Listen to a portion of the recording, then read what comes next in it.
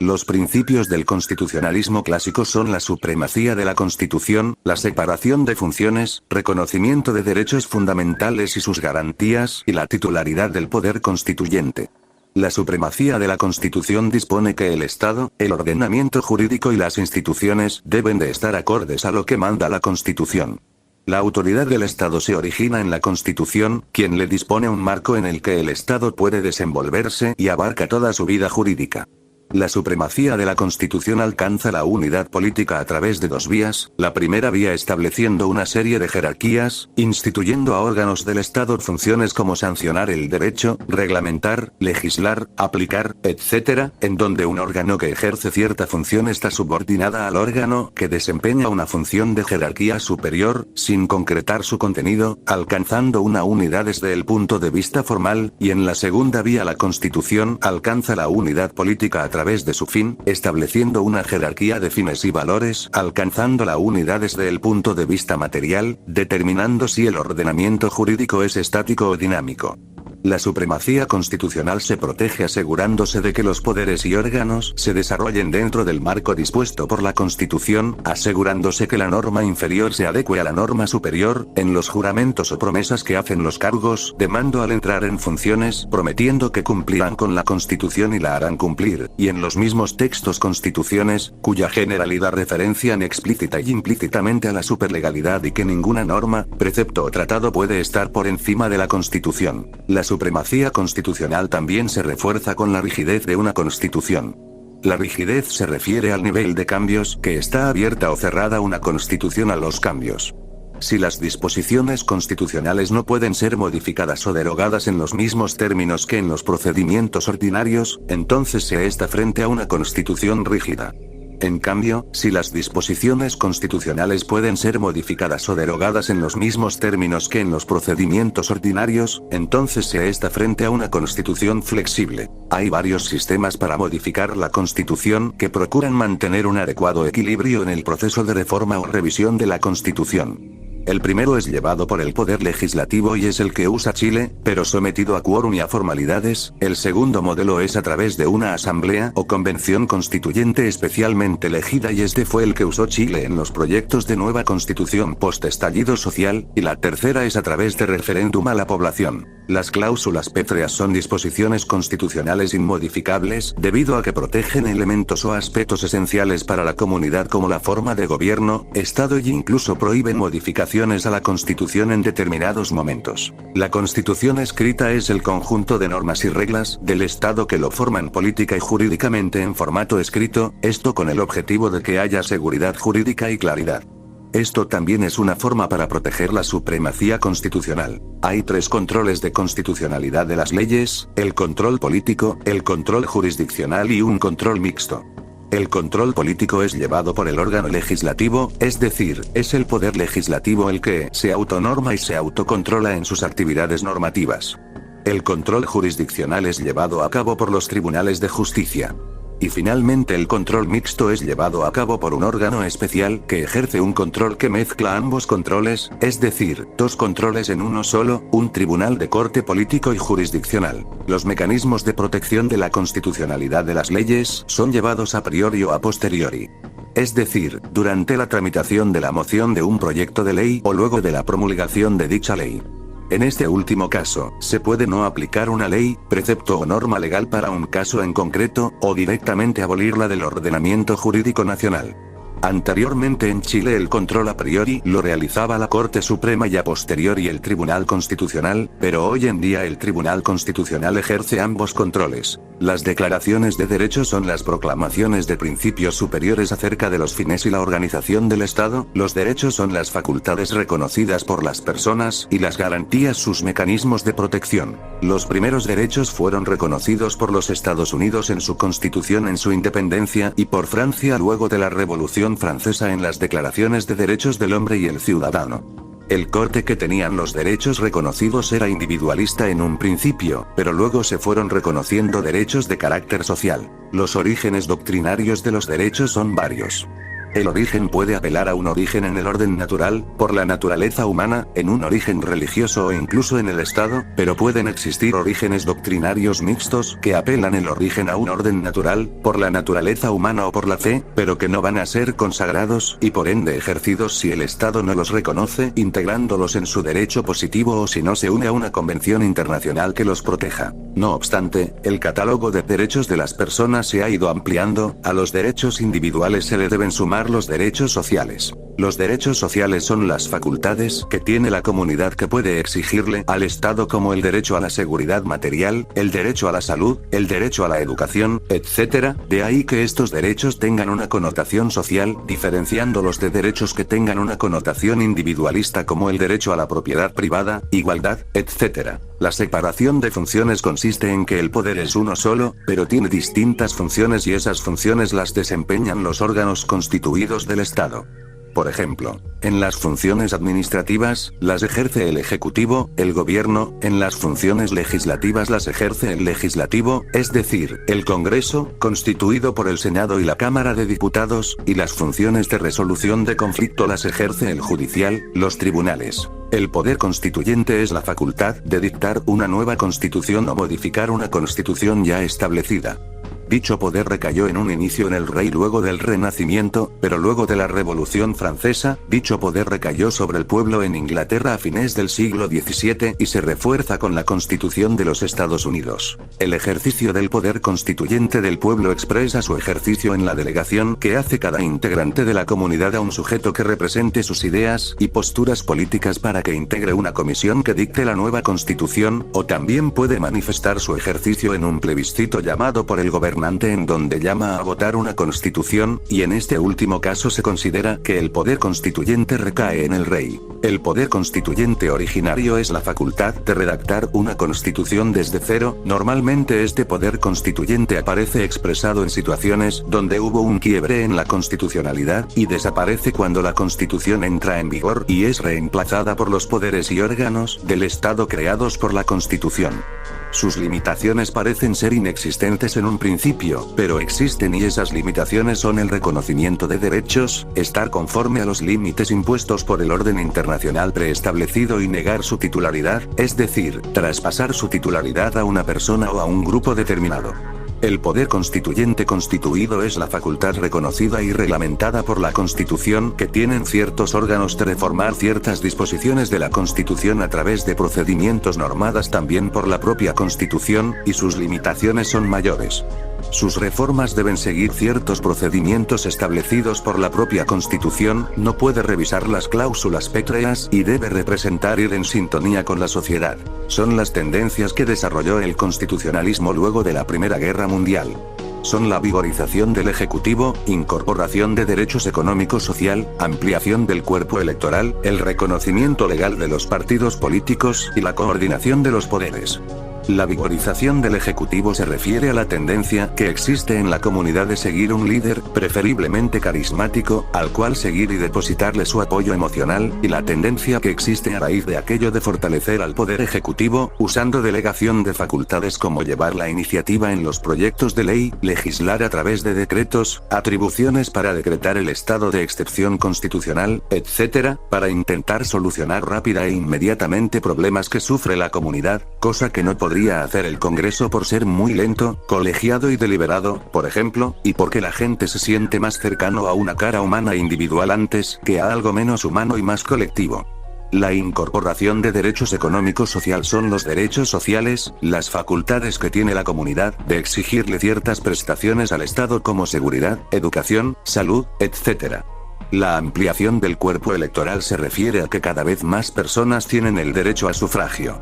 El reconocimiento legal de los partidos políticos se refiere a la capacidad de crear partidos políticos, la legalidad en ello, que estos sean capaces de representar las ideas de cada individuo de la comunidad y poder ejercer la democracia.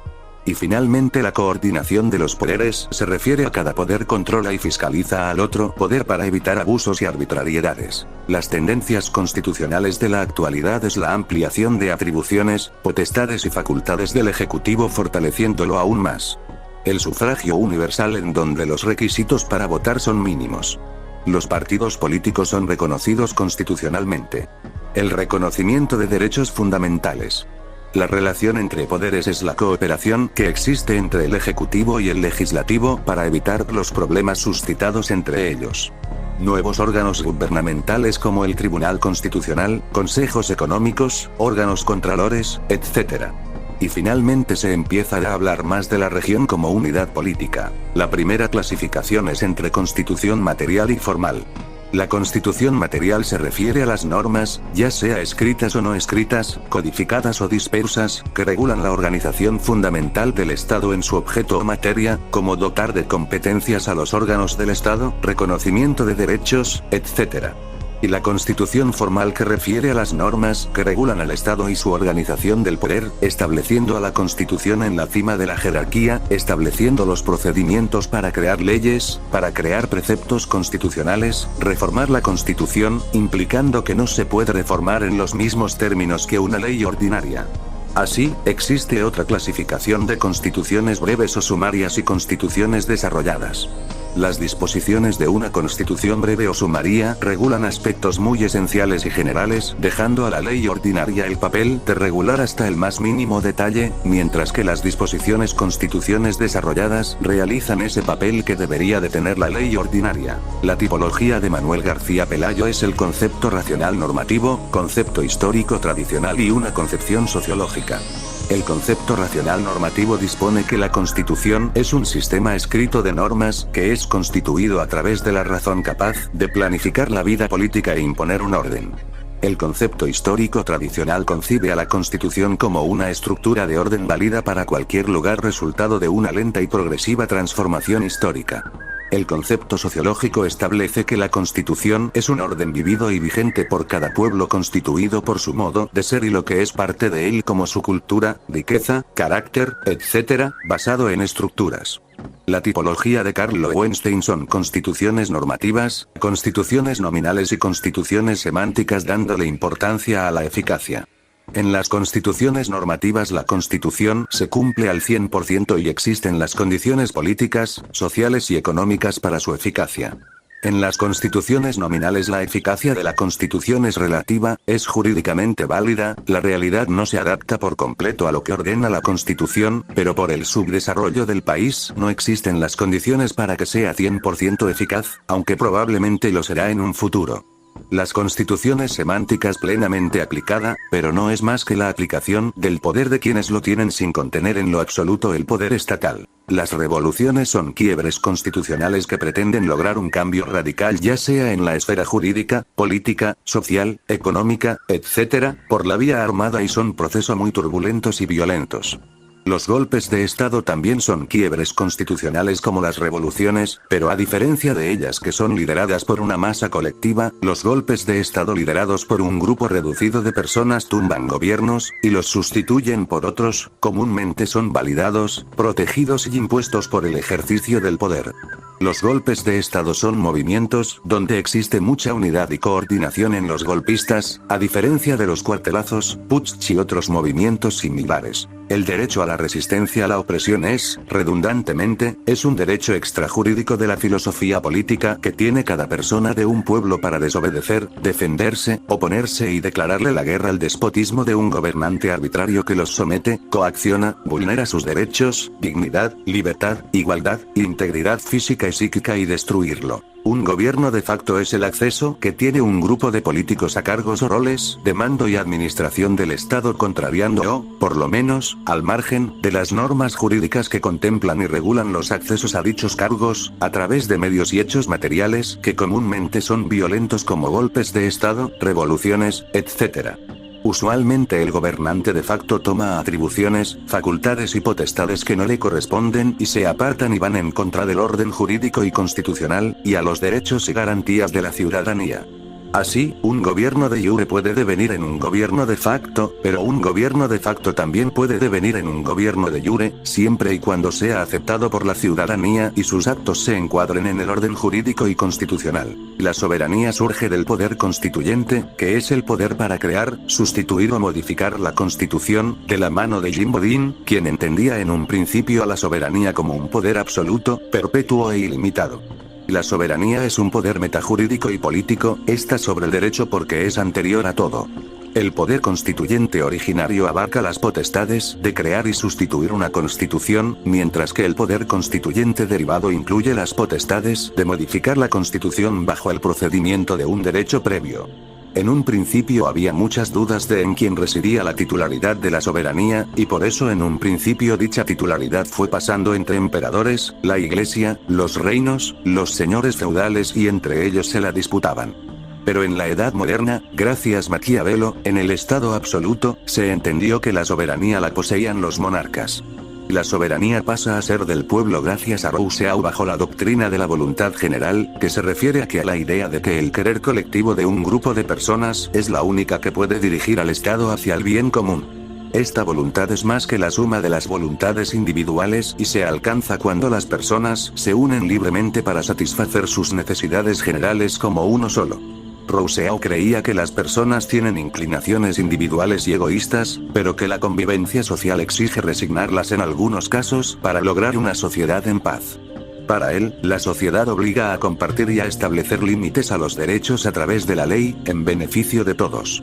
Hoy en día la soberanía ya no es ilimitada debido a, primero, la globalización, segundo, los estados conviven con otros estados, deben respetar el ejercicio de sus soberanías, tercero, realizan tratados internacionales en donde ellos eligen someterse a los tratados, obligándose con otros estados y debiendo respetar esos deberes y obligaciones celebrados, cuarto, los estados delegan consentidamente sus soberanías a órganos internacionales que tienen potestades públicas supraestatales como por ejemplo, tribunales, cortes, que conocen controversias y resuelven conflictos, etc., como la Corte Internacional de Justicia de La Haya, que conoce de controversias entre estados y deben respetar esos fallos, y quinto, deben someterse al orden internacional establecido, sexto, deben de respetar los derechos fundamentales de las personas, derechos que las tienen las personas inherentes a ellas solo por el hecho de ser personas.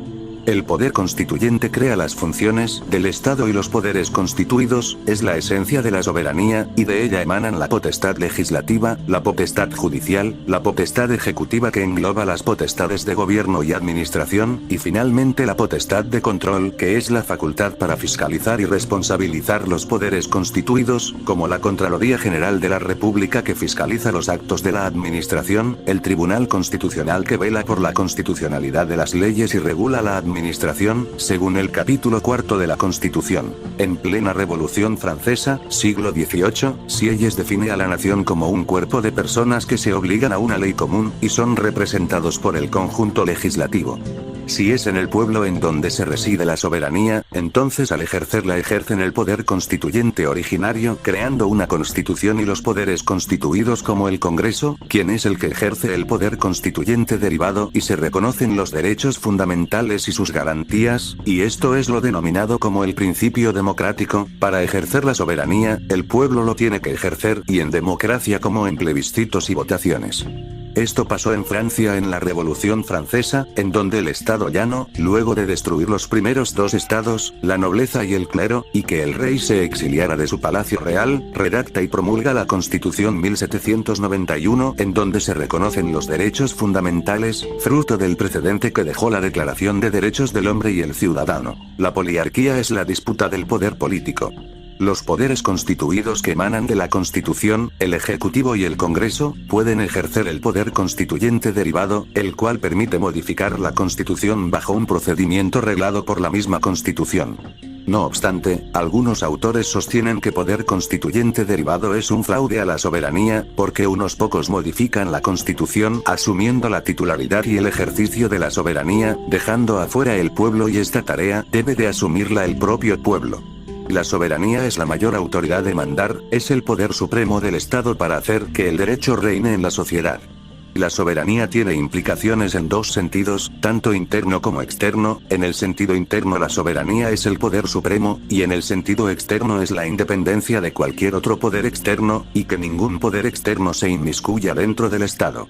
Las implicancias de la soberanía son, primero, la democracia representativa, segundo, se debe ejercer en los plebiscitos y las votaciones periódicas, tercero, el derecho a votar, cuarto, se ejerce a través de los órganos representativos del Estado, quinto, se deben reconocer derechos fundamentales, y sexto y último, es libre de subordinación de cualquier otro poder. El Estado liberal coincide con el constitucionalismo clásico, y el Estado demoliberal coincide con el constitucionalismo de la primera mitad del siglo XX, y con el constitucionalismo de la segunda mitad del siglo XX. Para Jaime Basa, la clasificación obedece a la evolución del Estado de Derecho como modo de orden jurídico. Coincidiendo el Estado liberal con el constitucionalismo clásico, se denomina Estado de Derecho liberal burgués a raíz de, primero, los derechos reconocidos en este Estado, que son individuales y tienen el carácter de libertad y de igualdad jurídica, y segundo, los derechos políticos son reservados exclusivamente a los hombres burgueses, que a su vez, permiten garantizar los derechos individuales y permiten crear el derecho a su favor. La sociedad política es homogénea porque el pueblo son los burgueses. Existe una separación entre Estado y sociedad, el Estado tiene un rol pasivo, no interfiere en las relaciones jurídicas y sociales de las personas y debe limitarse a observar, tiene una libertad negativa, no debe interferir. Los derechos fundamentales son los derechos individuales y encuentran su fundamento en el derecho natural. Existe el principio de legalidad, los actos de la administración deben ser conformes a la ley. El contenido material del Estado de Derecho liberal burgués es de neutralidad aparente, a raíz de que, se supone, que en apariencia, el derecho es neutral debido a la visión ideológica del liberalismo, que es la ideología dominante de la época. La ley es la principal fuente del derecho y es un mecanismo de control del gobierno, controla a la administración, al Estado, buscando que no afecte los derechos individuales y la libertad. Las características del Estado de Derecho liberal burgués son, primero, los derechos fundamentales, que son los derechos individuales y los derechos políticos, segundo, la separación de funciones, y tercero y último, el principio de legalidad. Coincidiendo con el Estado demoliberal, y el constitucionalismo de primera mitad del siglo XX, y el constitucionalismo de la segunda mitad del siglo XX, luego de este Estado está el Estado social y democrático de derecho, cuyas características son, primero, los derechos sociales, derechos que tienen las personas para exigirle al Estado ciertas prestaciones para que las personas puedan vivir con dignidad como salud, educación, trabajo, seguridad social, etc. Segundo, los derechos políticos se amplían y universalizan, alcanzando a grupos anteriormente segregados de ellos como los proletarios y las mujeres, y a raíz de aquello, los grupos exigirán derechos sociales, y aparte, ocasionando que, tercera característica, la sociedad política sea heterogénea. Cuarto, el Estado tiene un rol activo en algunos aspectos como en las garantías de los derechos sociales, y velar por las condiciones sociales de las personas a través de prestaciones. Quinto, en los derechos fundamentales se cuestiona la libertad negativa, la no interferencia, y la igualdad jurídica. Y sexto y último, Estado social es el origen de legitimidad del Estado liberal de derecho. En el Estado democrático los derechos políticos como el derecho a sufragio, el acceder a cargos públicos, crear o incorporarse a un partido político, se amplían, pero solamente se incluyen a los proletarios, hombres. No obstante, luego se universalizan los derechos políticos, ocasionando que las mujeres también los tengan. Ocurre un aumento en la participación social como una de las transformaciones sociopolíticas de la posguerra de la Segunda Guerra Mundial. También hay una igualdad sustancial en ciertas materias en razón del pluralismo, el cual está relacionado con la universalización de los derechos políticos. La constitucionalización del ordenamiento jurídico son requisitos propuestos por Guastini que debe cumplir un ordenamiento jurídico para que la influencia de la Constitución esté presente en todos los ámbitos políticos y jurídicos. El ordenamiento jurídico se subordina a la Constitución incluyendo la ley, la jurisprudencia y los actores políticos. Un ordenamiento puede estar constitucionalizado en menor o mayor grado en lugar de que sea directamente sí o no. Hay en total 7 requisitos. El primer requisito es la Constitución rígida, el segundo requisito es la garantía jurisdiccional, el tercer requisito es la fuerza vinculante de la Constitución, el cuarto requisito es la sobreinterpretación de la Constitución, el quinto requisito es la aplicación directa de la Constitución, el sexto requisito es la interpretación de las leyes conforme a la Constitución y el séptimo requisito es la influencia de la Constitución sobre las relaciones políticas. Dos de esos requisitos son estrictamente necesarios, que son la constitución rígida y la garantía jurisdiccional, sí o sí tienen que estar o de lo contrario el ordenamiento jurídico no estará constitucionalizado. Y los otros 5 requisitos, que son la fuerza vinculante de la Constitución, la sobreinterpretación de la Constitución, la aplicación directa de la Constitución, la interpretación de las leyes conforme a la Constitución y la influencia de la Constitución sobre las relaciones políticas son requisitos suficientes, son requisitos que pueden estar así como no pueden estar sin que en su ausencia impidan la constitucionalización del ordenamiento jurídico, y complementan a la constitucionalización del ordenamiento jurídico. El tercer requisito, la fuerza vinculante de la Constitución, el cuarto requisito, la sobreinterpretación de la Constitución y el quinto requisito, la aplicación directa de la Constitución son requisitos que guardan una relación muy estrecha. Una constitución es rígida no solo cuando la constitución está escrita, sino que una ley ordinaria no puede modificarla, y tampoco puede ser modificada con los mismos procedimientos con los que se modifica a la ley, sino que se necesita de quórums, formalidades, requisitos o un procedimiento especial para modificarla y esté mayormente protegida y garantizada contra la ley ordinaria, y además la rigidez de una constitución está más acentuada con cláusulas pétreas que son inmodificables. La garantía jurisdiccional es un control que se realiza no solo a las leyes, sino también a los actores políticos, para verificar si se adecuan o contradicen a la Constitución. En el caso de los actores políticos, ellos sufren acusaciones constitucionales y son sometidos a juicios políticos, y las leyes pueden ser supeditas a controles preventivos o represivos, y concretos y abstractos. En específico Guastini reconoce al control jurisdiccional represivo, y por tanto, a un caso en concreto, y el control mixto tanto represivo y abstracto como preventivo y abstracto. Los controles preventivos son abstractos y en teoría impiden que una ley inconstitucional entre en vigor, aunque los efectos inconstitucionales de una ley no pueden ser apreciables hasta que se revisen casos en concreto. Los controles represivos son en concreto, y no impiden que una ley inconstitucional entre en vigor, y permiten que incluso sea aplicada por un tiempo hasta que sea declarada inconstitucional, y consecuentemente inaplicada. Los controles en concreto conocen un caso en específico de la inconstitucionalidad de una ley, y si dicha inconstitucionalidad es probada, será inaplicada en ese caso concreto y no será abolida, aunque en los ordenamientos en donde los precedentes son muy importantes y generales pueden tener efectos generales. Los controles abstractos son controles muy generales contemplando una infinidad de casos. En el control jurisdiccional represivo la ley inconstitucional solamente es inaplicada y no abolida, pero el control mixto sí puede abolir esa ley. Los 3 siguientes requisitos suficientes de constitucionalización del ordenamiento jurídico tienen una relación muy estrecha, los cuales son la fuerza vinculante de la Constitución, la sobreinterpretación de la Constitución y la aplicación directa de la Constitución. Antes se creía en la cultura jurídica que la Constitución no producía normas jurídicas, y tampoco generaba fuerza vinculante, efectos jurídicos, es decir, derechos y obligaciones, hacia los particulares, sino más bien solamente a la administración y órganos públicos, pero ahora no solamente se cree que sí genera normas jurídicas, sino también fuerza vinculante, porque es una norma jurídica. De esta manera, la Constitución se convierte en la principal fuente del derecho. Las constituciones son textos finitos por más largos que sean, y por ende, dependiendo de si es una interpretación literal o una sobreinterpretación, la Constitución podrá estar presente totalmente en todos los ámbitos políticos, jurídicos y sociales o no y puede estar completa o incompleta.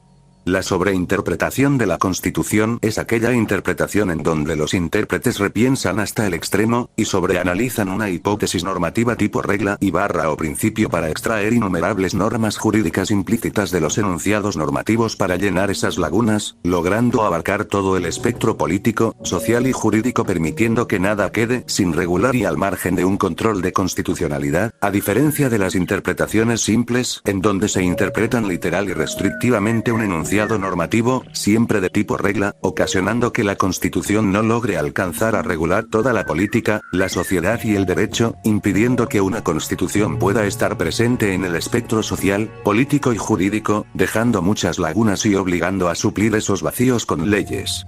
La aplicación directa de la Constitución consiste en que la Constitución no solo va a regular la relación entre los órganos públicos del Estado y entre estos y los particulares, sino que también los derechos, los principios y los programas de la Constitución pueden ser reclamados por los particulares ya no solo contra órganos públicos cuando sean vulnerados, sino también contra otros particulares, y esto puede suceder en dos casos: en un caso en donde ya sea porque no existe ley que aplicar o, en el segundo caso, existe una ley, pero la ley entrega una resolución que para el juez es injusta. Las disposiciones normativas de la Constitución pueden ser aplicados por los tribunales directamente en controversias entre particulares, sin que sea necesario que una ley la concretice, sin abolir la ley, solamente inaplicándola, al preferir aplicar la Constitución para resolver la controversia justa y satisfactoriamente. A diferencia de cómo era antes, en donde, tradicionalmente, solamente podrían ser aplicados hasta que una ley la concretice, y los particulares no podían alegarlos contra otros particulares, sino solamente hacia la administración, y las relaciones entre particulares solamente eran reguladas por el derecho civil, el derecho penal y otras ramas del derecho. La relación de la fuerza vinculante de la Constitución, la sobreinterpretación de la Constitución y la aplicación directa de la Constitución está dada en que para que un requisito se cumpla, necesita que los otros dos requisitos también sean cumplidos. Y la interpretación de las leyes conforme a la Constitución es aquella interpretación del enunciado normativo en donde la norma jurídica está en completa armonía con la Constitución, procurando que siempre sea así y evitando contradicciones para que la ley conserve su validez, en lugar de interpretarla de tal forma que contradiga a la Constitución, sea declarada inconstitucional y por tanto pierda su validez y sea abolida del ordenamiento jurídico. El séptimo y último requisito de constitucionalización es la influencia que tiene la Constitución en las relaciones políticas. La Constitución le adjudicará al Tribunal Constitucional o un tribunal de la misma talla la potestad de conocer y resolver conflictos de atribuciones entre los órganos públicos del Estado. La Constitución también le asignará al Tribunal Constitucional de actuar como un juez y realizar controles de constitucionalidad a los actores políticos y las leyes. Y también los actores políticos y los órganos del Estado podrán usar a la Constitución y sus disposiciones normativas como argumentos en la argumentación política para justificar sus acciones y decisiones. El siguiente texto explica la transición del Estado liberal legislativo de derecho al Estado social constitucional de derecho mediante sus características, que son las diferencias del otro. La primacía del principio de legalidad, entendido como la ley ordinaria, escrita y positivizada, en sentido estricto, dispone que la administración, los jueces y los particulares tienen que sujetarse a lo que establece la ley, que se erige como la fuente principal de derecho, y por ello los jueces también tienen que sujetarse a la ley y su único rol es aplicarla, no interpretarla puesto que ya viene interpretada, y no son entendidos como creadores del derecho como sostienen algunas posturas. La caída del absolutismo y la instauración del Estado liberal coincide con la aparición y el desarrollo del positivismo que reivindicaba y prefería el derecho y la norma escritos, y reducía todo lo que era derecho como las fuentes, la justicia, los derechos y las corrientes del derecho a la ley, norma escrita, y esto coincidió con la necesidad de la burguesía de asegurar su hegemonía y homogeneidad en la sociedad y la omnipotencia de la ley. En Francia y Alemania el principio de legalidad, entendido como la ley ordinaria en sentido estricto, tenía orígenes distintos. Luego de la derrota del absolutismo, la burguesía se impone como principal sujeto social, siendo los únicos que tenían derechos políticos, los cuales eran concedidos en razón de la capacidad patrimonial, y por ende, ellos eran los únicos con derechos políticos como el derecho a sufragio y con capacidad para ocupar cargos políticos, excluyendo a otros grupos sociales como los proletariados y las mujeres, y lo que se traducía en que la ley existía por y para ellos y sus intereses, y se convertía en una herramienta para imponer así su supremacía y hegemonía en la sociedad, reemplazando al absolutismo y instaurando un nuevo régimen. Por lo que no solo el derecho, el ordenamiento jurídico y la sociedad era homogénea, sino que también la burguesía, para asegurar su supremacía y hegemonía y que el derecho y la sociedad fuera homogénea a ellos, tenían que asegurar la supremacía, la hegemonía y la omnipotencia de la ley, y por ello subordinaron a las demás fuentes del derecho como la costumbre y la jurisprudencia, y cualquier derecho como el derecho natural, a pesar de que el derecho natural les sirvió como pretexto para enfrentarse al absolutismo, a la ley, para que no hubiera ningún otro derecho superior más que el derecho de ellos. La Constitución, a pesar de que existía como tal, solo existía para declarar los principios del Estado, los derechos de libertad y para organizar el poder, y lo que imperaba era la ley, las normas civiles y las normas penales. La ley podía hacerlo todo menos convertir a un hombre en una mujer. A diferencia de Francia, en Inglaterra se usó a la ley para buscar mantener ciertos derechos nobiliarios, que eran como privilegios en cierta manera, ya sea perpetuamente o con el paso del tiempo. El principio de legalidad repercute en las relaciones que tiene la administración con los particulares, o también cómo la administración actúa en la vida política y jurídica, y esto se puede entender de dos maneras, ya sea a la francesa o a la alemana. En el caso de Francia, la administración solamente actúa siempre y cuando la ley se lo autoriza, y en el caso de Alemania, la administración actúa siempre y cuando la ley lo delimite, y se le atribuye una temporalidad abstracta a la administración para poder actuar en la vida política. Así, en la visión francesa, el objetivo era no entorpecer los derechos de las personas, de los burgueses. El principio de la autonomía de la voluntad liberal es entendido como la libertad de los particulares, hacer lo que sea en una laguna legal, siempre y cuando dentro no vaya en contra de la ley, mientras que en un vacío legal la administración tenía prohibido actuar. La ley tiene que ser general y abstracta, es decir, tiene que ser general y igualmente obligatoria y aplicable para todos sin distinción, y además de ser la garantía de la igualdad de derecho y la imparcialidad del Estado respecto de los particulares, también estaba conectado con el control al poder y la separación de funciones. Al Estado de Derecho odia los excesos de poder por la experiencia absolutista, y además, si pudiera dirigirse hacia ciertas personas en específico en lugar de ser general, reemplazaría a los actos de la administración y a las sentencias de los jueces, concentrando las funciones y poniendo en jaque a la separación de funciones, un principio republicano importante. La abstracción es generalidad en el tiempo, es decir, la ley tiene que tener una vigencia indeterminada. Luego del Estado liberal burgués legislativo de derecho aparece el Estado social constitucional de derecho, originado por las presiones sociales causadas por las desigualdades y la diferencia de clases que provocó el excesivo individualismo y la combinación del liberalismo político y económico, que es la profunda evolución y la continuación del Estado de derecho, llevando hasta las últimas consecuencias sus principios, y tratando de solucionar los fallos del Estado liberal burgués legislativo de derecho. Por primera vez, la ley ya no es la norma soberana y imperante, ya no es la principal fuente del derecho, sino que es desplazada por una norma y fuente más poderosa que es la Constitución, que se erige como la norma soberana y imperante y la principal fuente del derecho, lo que asegura la aceptación del Estado, los particulares y del resto del cuerpo jurídico y constitucional debido al principio de supremacía de constitucionalidad, que aparte de subordinar y alinear a la ley, los particulares, los poderes y los órganos del Estado y disponer declaraciones de derechos, también establece principios y ocasiona que si una ley ordinaria contradice a la Constitución, esta perderá su validez. En concierne a la relación con la ley, la administración y los particulares, y deriva del principio de constitucionalidad, que dispone que todo en general está sujeta a la Constitución. Así, como tal, en este caso, lo mismo se entendió en la administración del Estado que, la Constitución, en lugar de autorizar o delimitar a la actuación de la administración atándola de pies a manos, aparte de dar ciertas restricciones, faculta a la administración y a los órganos del Estado a actuar en una amplia esfera de competencias, o intereses o áreas ya sean muy específicas o difusas, vagas y ambiguas como en beneficio de la sociedad y sus intereses. Así también ocurre un cambio en la posición de los particulares frente a la ley. Ya no se busca incentivar siempre a la libertad individual como tal, sino que en sentido restringido, en el sentido de que no solo importa lo que hace la persona por su persona personalmente, sino que también se establece respecto de bienes colectivos como el medio ambiente y van a existir limitantes acorde a ello. Los derechos ya no van a ser absolutos, como tal ya no se establecen cánones que garantizan respecto del ciudadano en sí o del propietario, sino que se reconocen otras funciones respecto de la propiedad. Por usar tanto los derechos y otras funciones, sin perturbar al particular, la Constitución obliga a los particulares a ceder una parte de sus derechos en nombre del bien común y la colectividad.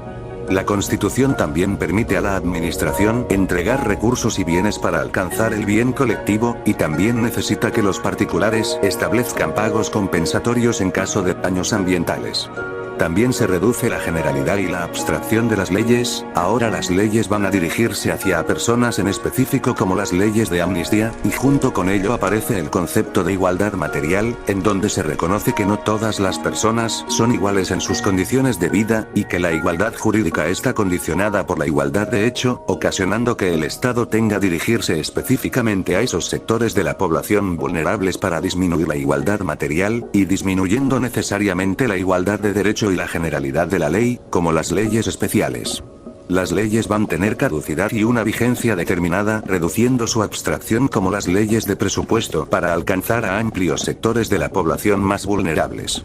Por las presiones sociales de sectores antes marginados, que exigen derechos y atención de las leyes, los derechos políticos se amplían permitiendo que grupos sociales antes excluidos puedan, no solo alcanzar puestos políticos, participar en la vida política, organizarse políticamente en partidos políticos, sindicatos teniendo representación política, sino que también puedan participar en la creación del derecho a través de sus representantes democráticamente elegidos, ocasionando que la ley responda a sus intereses y necesidades y volviendo al derecho, al ordenamiento jurídico y a la sociedad heterogénea, eliminando la hegemonía de la burguesía y su homogeneidad de la sociedad.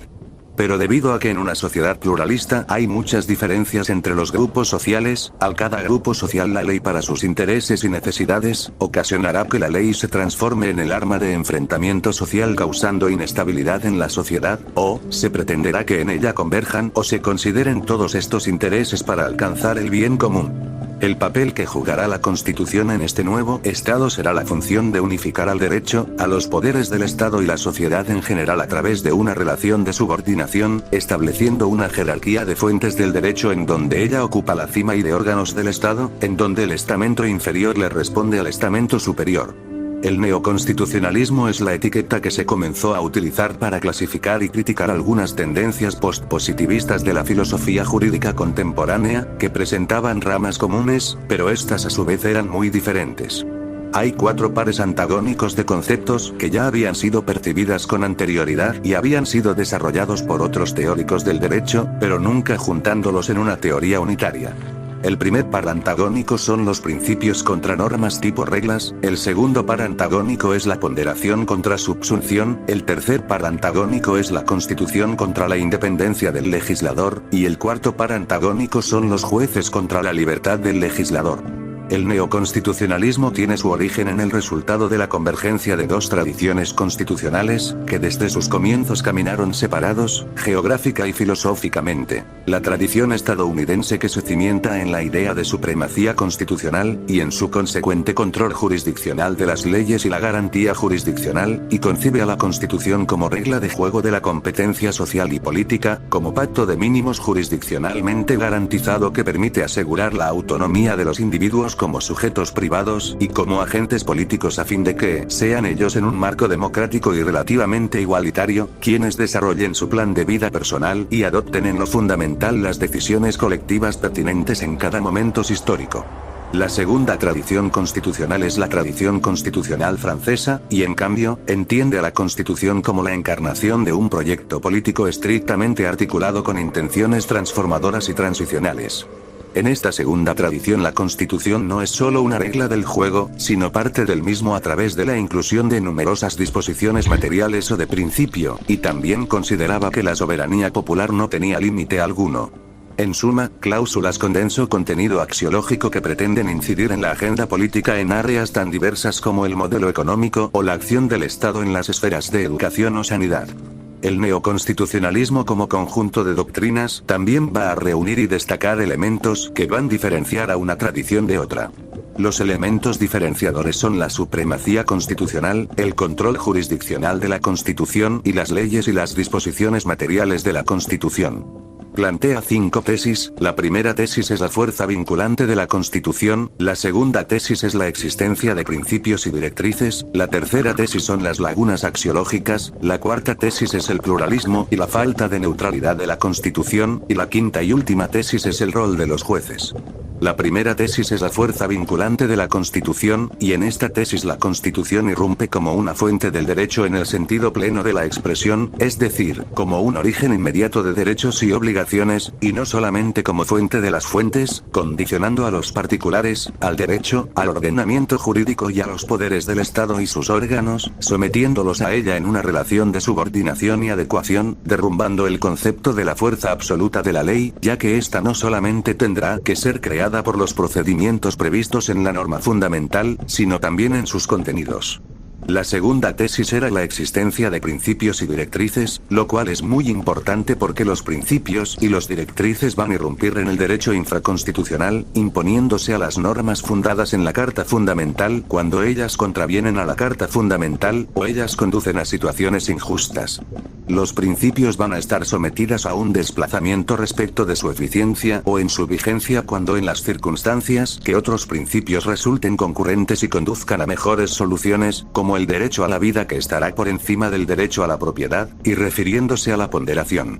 La tercera tesis es la Constitución que genera lagunas axiológicas, que ocurren cuando una norma soluciona un caso, pero el intérprete considera que el legislador por descuido, por error o por manifestación errónea de su voluntad, ha escatimado una propiedad relevante del caso que debió haber sido tenido en cuenta en la norma en conforme a la existencia de los principios de la Constitución, conduciendo a una solución injusta al caso y por tanto esa norma, al solucionar el caso de una manera tal que no se adecua al principio referido o directamente lo contradice, no debería de existir, y es inaplicada o abolida para que el juez resuelva conforme a ese principio en lugar con esa norma. La cuarta tesis es el pluralismo y la falta de neutralidad de la Constitución. Las constituciones no poseen neutralidad, y cualquier norma jurídica como tal es un consenso de todos los grupos sociales de una sociedad, y tienen cierta militancia moral, prueba de ello son los principios. Por lo tanto, a través de la ordenación de una constitución van a tratar de impregnar dentro de la norma fundamental los diversos valores que tienen los grupos sociales, muy distintos entre sí, y dentro de la actividad política. La quinta tesis es la importancia de los jueces y su rol en la aplicación del derecho. El rol de la judicatura no depende de procedimientos lógicos de aplicación automática, y en el cual corresponde al sentenciador la búsqueda del derecho, no solo en las normas de procedencia estatal, orientado permanentemente por la consideración y ponderación de los intereses sociales. El rol de la judicatura no puede ser concebido simplemente como el de un ejecutor de las normas emanadas del legislador.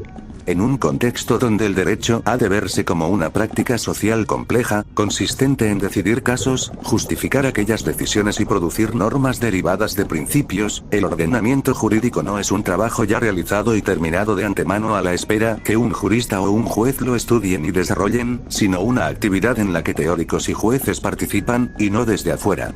El juez del Estado constitucional entiende al derecho como 1. Una realidad dinámica, obra no tanto del legislador como del juez, 2. Con carácter abierto e indeterminado, en donde el sentenciador no puede realizar adecuadamente su labor sin salir del sistema y recurrir a criterios políticos, económicos o morales y, 3 y última, donde la función del juez es, al menos en una proporción significativa, crear o identificar nuevo derecho y no sola y simplemente aplicar el derecho ya existente como el juez del Estado legislativo, en donde ese juez percibe al derecho como 1. Un sistema general de normas, obra del legislador racional y preexistente al juez, 2. Un orden cerrado que permite hallar la solución correcta para cada caso, incluso los no regulados expresamente, a través de operaciones de desarrollo de los conceptos elaborados por el legislador y, 3 y último, a consecuencia de lo anterior su labor es únicamente aplicar el derecho ya creado a los casos que ha de enjuiciar, jamás la de crear derecho. En el Estado legislativo de derecho, se tendió a utilizar los métodos de interpretación del Código Civil, no solo a las cuestiones propias del derecho privado, sino que, también,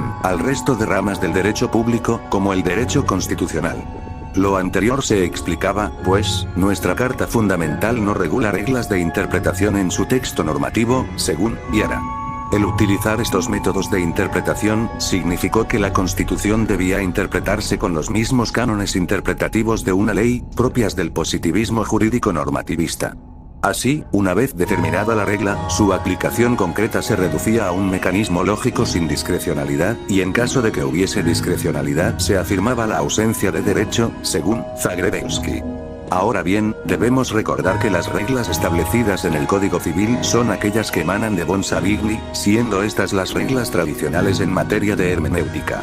No obstante, como bien ha indicado Christian Viera, el método de interpretación de nuestro Código Civil se mostró insuficiente para interpretar la Constitución puesto que está elaborado con categorías y ius privatistas, mientras que el texto de la Constitución responde y llama al pluralismo político.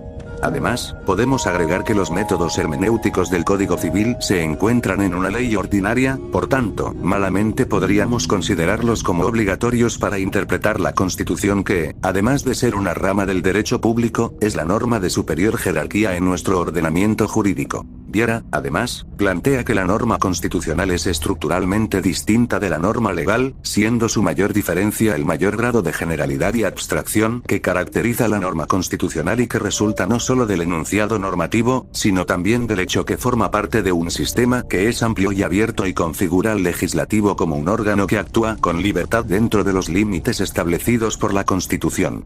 Finalmente, resulta ser un error pretender, como en el método ius privatista de interpretación legal, determinar la voluntad objetiva del enunciado normativo constitucional, ya que en este la voluntad objetiva no existe en todos los casos fundamentales, o si existe, lo está como principio, como mandato de optimización, mas no como regla Viera. Al respecto, debemos tener presente que las constituciones establecen la regulación básica del Estado y muchas de sus concepciones no están definidas de antemano, porque se trata de cláusulas abiertas. Conceptos como moral, orden público, buenas costumbres son concepciones dinámicas, cuyo contenido material será determinado por el intérprete, en que a pesar de la claridad de sus palabras, están fuertemente condicionados por su contexto histórico y cómo la sociedad va evolucionando para comprender estas nociones Viera. Sin embargo, desde hace unos años, estamos frente a un cambio de paradigma, Viera, que se vincula al tránsito de un Estado legislativo de derecho a un Estado constitucional de derecho, explicado por el neoconstitucionalismo, fundado o vinculado, en el tránsito que la doctrina ha efectuado desde el positivismo jurídico al pospositivismo. Cánones para interpretar la Constitución. Preliminarmente, debemos señalar que una Constitución pluralista debe mantener intactas las posibilidades de competición política y social, impidiendo que una corriente de opinión llegue a imponer modelos políticos, culturales totalizantes que excluyan las voces de los demás, Viera. Sin embargo, y a pesar de esta mención, es importante explicar los métodos que se utilizan, y que se siguen utilizando, para interpretar los enunciados constitucionales. Respecto de los cánones de interpretación, se han utilizado por la doctrina los siguientes. 1.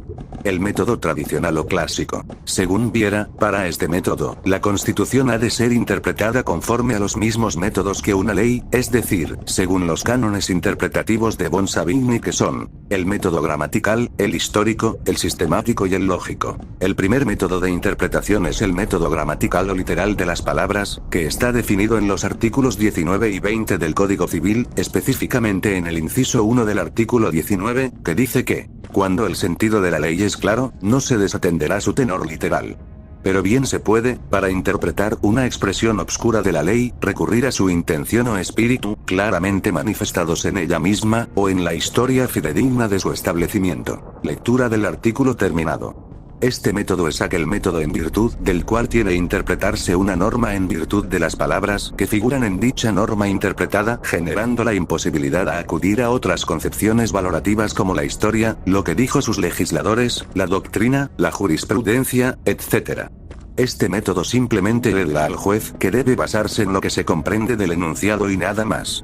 Teniendo claro este método, por la imposibilidad de hacer este ejercicio, y los jueces en Francia consideraron que el tenor literal no era lo que evidentemente permitía entender otras circunstancias, y tampoco permite solucionar todos los supuestos a menudo, nace un segundo método, que es el método histórico. El segundo método es el método histórico, y estaría regulado en el inciso 2 del artículo 19 del Código Civil, que dice: bien se puede, para interpretar una expresión obscura de la ley, recurrir a su intención o espíritu, claramente manifestados en ella misma, o en la historia fidedigna de su establecimiento. Lectura del inciso del artículo terminada.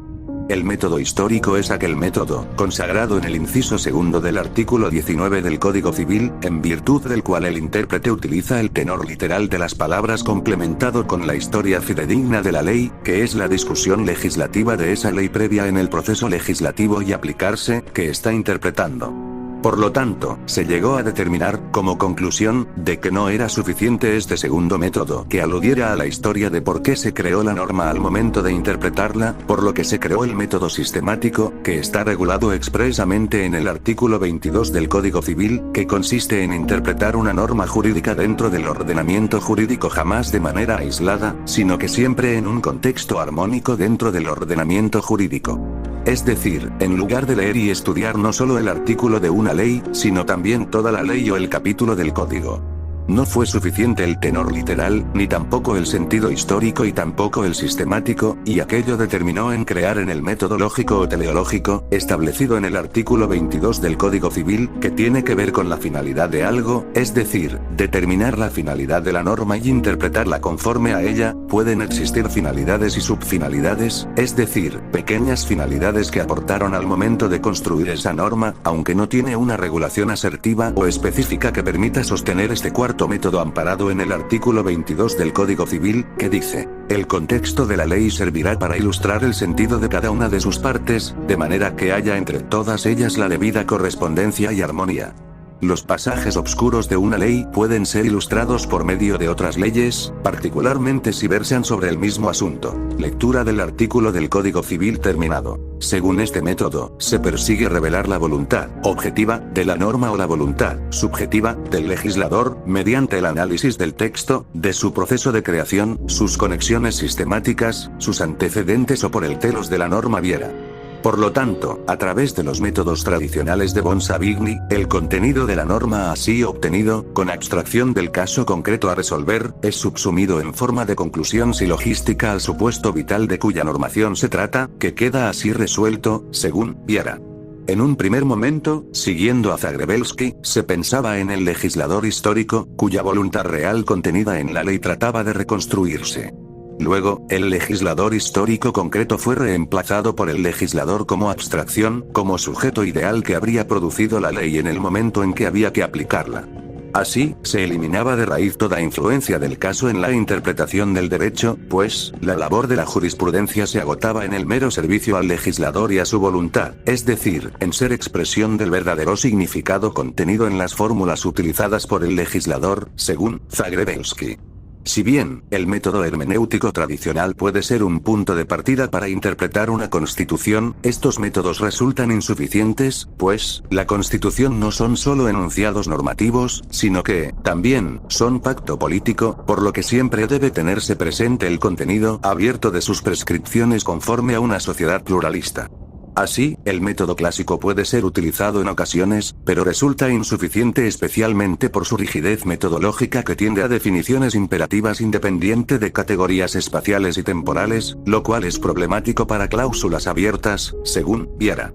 Por otro lado, los métodos tradicionales también resultan insuficientes, pues, pueden ser útiles para interpretar enunciados normativos con estructura de reglas, pero no para interpretar enunciados normativos con estructura de principios, sean estos en sentido estricto o como directrices. En ellos, los métodos teleológicos o deontológicos serían más convenientes que los métodos clásicos. Estos métodos son propios del siglo XVIII, y generalmente son de derecho privado, por lo que dan ciertos problemas al momento de interpretar la Constitución porque la Constitución es una norma de derecho público. En ese sentido, el primer método de interpretación es el originalista, que deriva del origen del primer constituyente, al origen de la primera Constitución, y el origen es kantiano o kelseniano, y trata de interpretar o de señalar cuál debió ser la voluntad del primer constituyente, y prácticamente no tiene aplicación en Chile. El segundo método del derecho constitucional es el método evolutivo, y busca interpretar los enunciados normativos a propósito de los distintos cambios sociales que se producen en sociedad, estudia la evolución de la norma para llegar a la interpretación correcta, y si tiene aplicación en virtud de que los jueces buscan los cambios en sociedad para tener una interpretación adecuada. El tercer método es el método tópico, y este método vincula la interpretación con la argumentación. Se vincula la interpretación con la argumentación siempre y cuando existan enunciados abiertos, y que no es otra cosa que una norma o ley que genera ambigüedad en su interpretación, da interpretaciones distintas. En general es el método de interpretación moderno de un adecuado Estado de Derecho, su interpretación debe estar siempre vinculado a los respetos a las garantías jurisdiccionales de la Constitución y los derechos humanos. El cuarto método de interpretación es el método deontológico. Plantea que la premisa para interpretar son los valores actuales de la sociedad, de un Estado, de un país, de una nación y del derecho, y tienen que ver con la justicia y la seguridad jurídica. La interpretación en un Estado constitucional de derecho. Según Jaime Basa, la interpretación extensiva se presenta con particular intensidad en las normas constitucionales de principio. En efecto, en tanto estas son directa manifestación del consenso político que debe representar la Constitución, son las normas que mayor influencia reciben de la evolución de la sociedad. Así, la rigidez constitucional, concepto derivado de la supremacía constitucional, no debe llegar a punto de congelar el contenido material de las normas de principio, por ejemplo, normas de derechos fundamentales, positivación del principio democrático, entre otras, precisamente porque es a través de estas normas que la comunidad actualiza el contenido de su pacto político. Sobre la materia, Zagrebelsky plantea que tanto los jueces, legisladores y doctrina deben participar en el proceso interpretativo, con el fin de no perder la conexión necesaria entre el derecho y la realidad, ya que el derecho no puede separarse del ambiente cultural en el que se haya inmerso y erigirse como un sistema normativo independiente y autosuficiente, según Viera, pues, si bien el derecho es una parte importante del entramado social, es solo eso, una parte, no todo el todo. En palabras de Hernani Contipelli, por su fuerza de su posición jerárquicamente superior ante el ordenamiento jurídico positivo, que le atribuye un papel destacado para el cumplimiento de sus funciones, la Constitución posee una serie de mecanismos específicos de interpretación, distintos de aquellos que son utilizados para las demás reglas jurídicas. El propio objetivo de la interpretación constitucional asume un papel diverso ante el ordenamiento jurídico, que exige racionalidad, control y fundamentación, en la medida en que los significados obtenidos en el texto constitucional influencian la comprensión del todo, atribuyéndole la debida estabilidad. Sobre la interpretación constitucional, al menos, en un Estado constitucional de derecho o en un orden jurídico constitucionalizado, debemos tener presente lo siguiente. 1. Principio de supremacía constitucional. Según Contipelli, la supremacía constitucional hace que sus disposiciones normativas, principios y reglas, condicionen la actuación de las demás reglas jurídicas, confiriéndoles fundamento de validez ante el sistema jurídico positivo, lo que implica el respeto a la unidad constitucional y la llamada interpretación conforme a la Constitución. Esto significa que, además de permear el actuar de los órganos del Estado, la interpretación de las leyes debe efectuarse con respeto a dicho principio. 2. Interpretación conforme de las leyes a la Constitución. Según Ricardo Guastini, la interpretación conforme de las leyes a la Constitución es aquella que adecua o armoniza la ley con la Carta Fundamental, previamente interpretada, eligiendo, frente a una doble posibilidad interpretativa, el significado, o sea, la norma, que evite toda contradicción entre la ley y la Constitución. 3. Interpretación extensiva de la Constitución. La interpretación extensiva guarda relación con la sobreinterpretación constitucional, es decir, que de la Carta Fundamental pueden surgir múltiples regulaciones implícitas. Lo anterior se explica porque la Constitución no solo posee reglas, sino que, también, principios y, de ellos, se pueden extraer una serie de normas jurídicas aplicables a casos concretos. En términos de Guastini, la Constitución puede ser interpretada, o, más bien, sobreinterpretada, de manera tal que se le extraigan innumerables normas implícitas, no expresas, idóneas para regular cualquier aspecto de la vida social y política. Cuando la Constitución es sobreinterpretada no quedan espacios vacíos del derecho constitucional. Fuentes del derecho constitucional. Según Jorge Quincio, fuente del derecho es el órgano o medio productor de la norma jurídica en su realidad o contenido concreto. Por su parte, para Pereira, las fuentes del derecho designan tanto la forma de producción, por ejemplo, ley, costumbre, jurisprudencia, como el agente productor, el legislador, el pueblo, los jurisprudentes. Las fuentes jurídico-privadas ordinariamente hacen mayor hincapié en el modo o forma de producción, mientras que las jurídico-constitucionales consideran también, y con gran relieve, a los agentes productivos, según Pereira. Clasificación de las fuentes del derecho constitucional. A. Fuentes directas. Son aquellas que producen enunciados normativos con fuerza obligatoria. A. Constitución. B. Leyes. Y interpretativas de la Constitución. I. Orgánicas constitucionales. ID. De quórum calificado y de quórum calificado especial. IF. Ordinarias. V. Decretos con fuerza de ley, ley material. D. decretos y leyes, ley material, c. reglamentos, decretos, instrucciones y circulares dictadas por el Poder Ejecutivo, d. reglamentos del Senado y de la Cámara de Diputados, e. autos acordados dictados por el Tribunal Constitucional, por la Corte Suprema, el Tribunal Calificador de Elecciones y los tribunales electorales regionales. Fuentes indirectas. Son aquellas que permiten aclarar o interpretar el derecho constitucional vigente. A. Costumbre. B. Jurisprudencia. C. Doctrina. D. Dictámenes de Contraloría General de la República y de otros órganos consultivos. E. Fuerzas políticas y grupos de presión. Fuentes directas. Constitución. Las constituciones, desde los orígenes del constitucionalismo clásico, son aquellas fuentes normativas de mayor jerarquía en un ordenamiento jurídico. Estas, no solo son normas jurídicas, que poseen fuerza vinculante y eficacia directa, sino que, también, constituyen un pacto político que le da origen a la sociedad política. La Constitución, por tanto, da origen al Estado, en la etapa de primigeneidad y en ejercicio del poder constituyente originario, establece su organización general, forma de Estado, forma de gobierno y tipo de gobierno, establece los principales órganos del Estado, gobierno, Congreso Nacional, Tribunal Constitucional, Poder Judicial, etc. El reconocimiento de los derechos esenciales de las personas, los fines del Estado y los mecanismos para reformarla. Uno de los principios esenciales, al menos, desde el constitucionalismo clásico, es el de supremacía constitucional, la cual ubica a la Constitución en la cúspide del ordenamiento jurídico, generando que el resto del derecho infraconstitucional se adecua a la Carta Fundamental, tanto en lo formal como en lo material. Sin embargo, principios como el de convencionalidad han generado una mutación o mitigación de dicho principio, pues, se ha planteado en el plano del derecho internacional de los derechos humanos que los tratados internacionales sobre derechos humanos se hallarían, incluso, por sobre las constituciones de cada Estado, estando los Estados impedidos de vulnerar los derechos humanos de las personas en aplicación de sus disposiciones internas. Finalmente, debemos tener presente que, en virtud de la Ley de Reforma Constitucional No. 21.481 de 2022, se modificó el artículo 127 de la Constitución Política de la República, rebajando el quórum para reformarla. Así las cosas, de exigirse quórums de 3, 5 y 2/3 de los senadores y diputados en ejercicio para modificar la Carta Fundamental, pasamos a un quórum de 4, 7 de los mismos para efectos de ejercer el poder constituyente derivado. Las leyes. Debemos recordar que, en el Estado legislativo de derecho, las leyes se entendían como la principal fuente del derecho.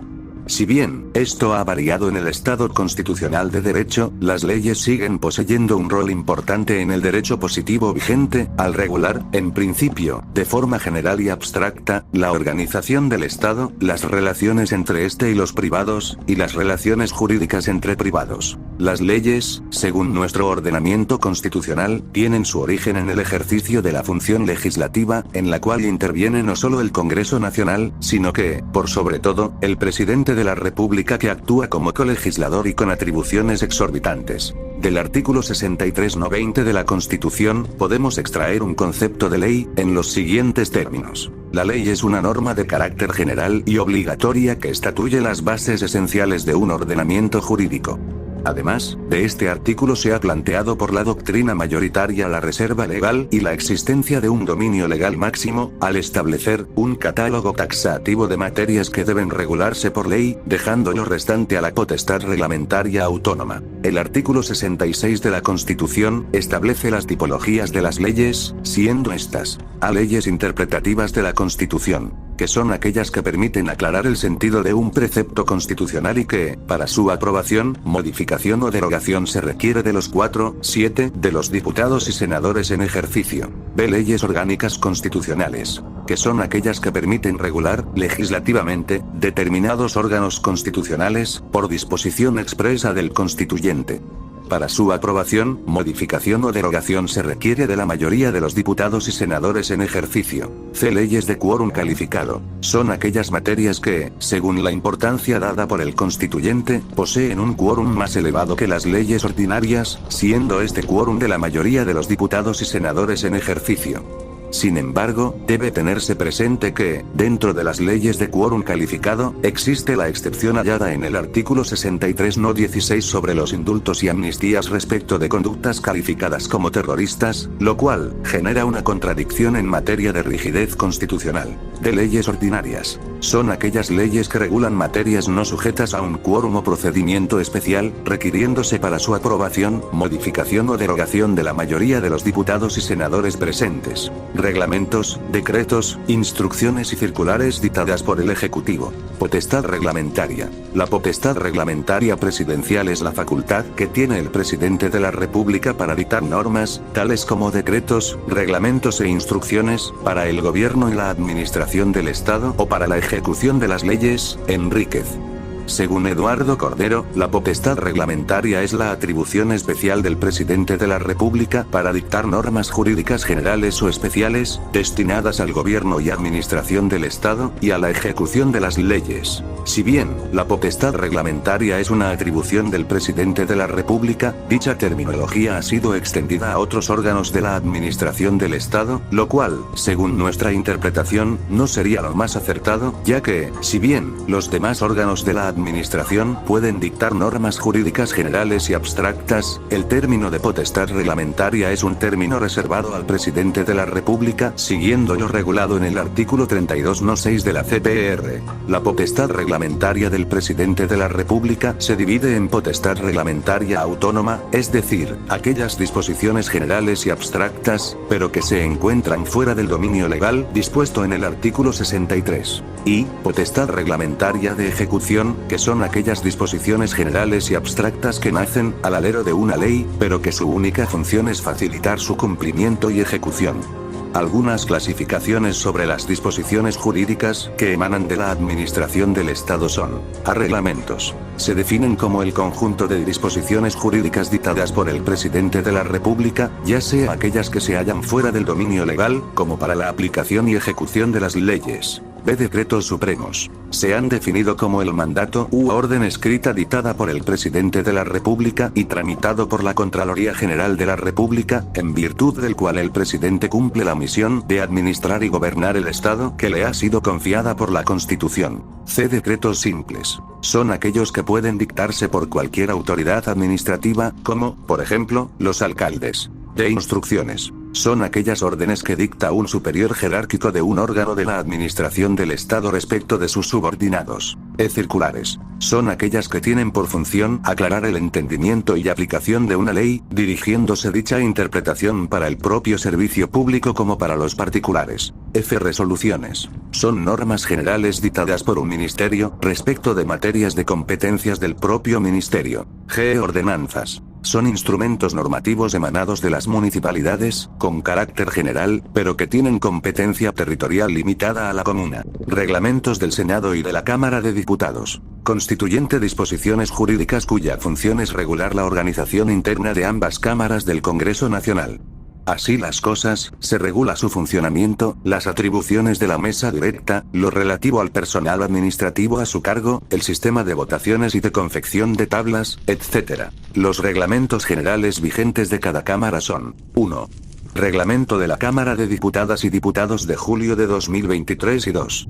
Reglamento del Senado de julio de 2023. Sin embargo, también existe otros reglamentos especiales, como, por ejemplo, de control de consumo de drogas, de inclusión para personas con discapacidad o de prevención y sanción del acoso sexual, entre otros. Reglamento del Consejo de Seguridad Nacional. El artículo 107 inciso final de la Constitución autoriza al Consejo de Seguridad Nacional para dictar un reglamento interno, el cual constituye, junto a la Constitución, el cuerpo normativo que lo organiza, que establece su funcionamiento y que regula la publicidad de sus debates. Autos acordados. Los autos acordados son disposiciones jurídicas generales y abstractas emanadas del Tribunal Constitucional, de los Tribunales Superiores de Justicia y de los tribunales con competencia en materias electorales, en este último caso, según lo dispuesto en el artículo 82 de la Constitución. Algunos de los autos acordados más relevantes son: 1. Auto acordado para la tramitación del recurso de protección. 2. Auto acordado para la tramitación del recurso de amparo. 3. Auto acordado que regula la forma de reclamar la indemnización por error judicial. 4. autoacordado sobre tramitación electrónica de los procedimientos seguidos ante el Tribunal Constitucional. Fuentes indirectas. Costumbre jurídica. La costumbre jurídica no es una fuente de carácter obligatoria en materia de derecho público, pero sí puede influir en las interpretaciones realizadas a la Carta Fundamental. La costumbre jurídica no es fuente directa, en virtud del principio de supremacía constitucional y de juridicidad. Ahora bien, cierto sector ha planteado que la costumbre según la ley podría tener cabida, pero, a nuestro modo de ver, la propia Constitución debería remitirse a ella, lo cual no sucede.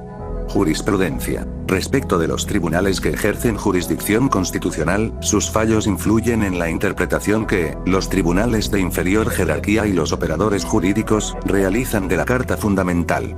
Así, por ejemplo, la Corte Suprema al conocer en segunda instancia de un recurso de protección, la interpretación efectuada de los derechos fundamentales en juego influirá en la interpretación que las Cortes de Apelaciones realizan en dichas materias.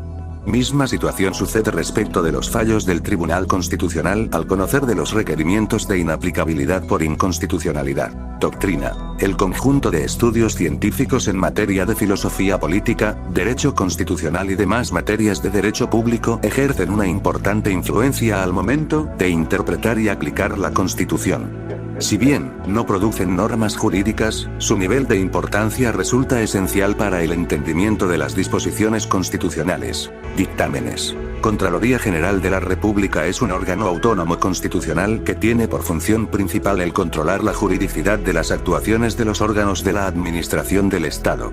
Así, dentro de sus funciones, realiza interpretaciones respecto de la Carta Fundamental, las cuales permiten que los órganos de la administración del Estado adecuen sus actos a la Constitución y a las leyes. Fuerzas políticas. La Constitución, al ser también pacto político, se encuentra abierta a la deliberación y disputa ideológica.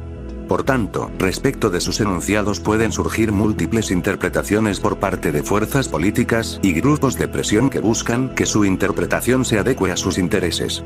Lo anterior guarda especial relevancia respecto de los derechos fundamentales, de las disputas políticas o de las funciones desarrolladas por órganos como el Congreso Nacional, el Tribunal Constitucional y, por sobre todo, el Gobierno. Prelación en materia constitucional. En el período del constitucionalismo clásico, si bien la Constitución se entendía como la norma de superior jerarquía, estaba supeditada, en la práctica, a la ley al no ser esta una norma jurídica capaz de producir efectos jurídicos de forma directa. Por ello, en el siglo XIX se entendía que la ley era la principal fuente formal de derecho en el período conocido como Estado legislativo de derecho. Dicha situación cambió a partir del siglo XX, con la evolución del Estado legislativo de derecho a un Estado constitucional de derecho, en donde la Constitución posee fuerza vinculante, produciendo, por tanto, efectos jurídicos y siendo esta aplicada directamente por los tribunales de justicia. Con dicho cambio, la Constitución dejó de producir efectos jurídicos para los órganos del Estado, sino que, también, comenzó a generar efectos jurídicos directos para los particulares. Por tanto, en un Estado constitucional de derecho, el orden jerárquico y de prelación de las normas sería: 1. Constitución. A. Leyes interpretativas de la Constitución. 2. Leyes y tratados internacionales. A. Leyes orgánicas constitucionales. B. Leyes de quórum calificado y C. Leyes ordinarias. 3.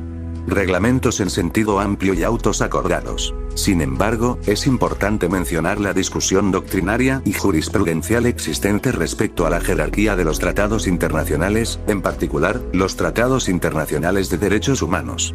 Sobre la materia, el artículo 54 número 1 de la Constitución sostiene que el quórum correspondiente para un tratado internacional será el que se encuentra regulado en el artículo 66 de la misma.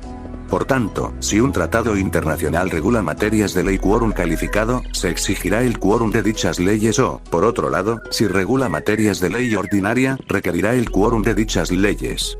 Sin embargo, dicha disposición nada señala respecto de un tratado internacional que regula materias propias de la Constitución, como, por ejemplo, derechos esenciales de la persona que, en el derecho interno, se denominan derechos fundamentales, pero, en el derecho externo, derechos humanos.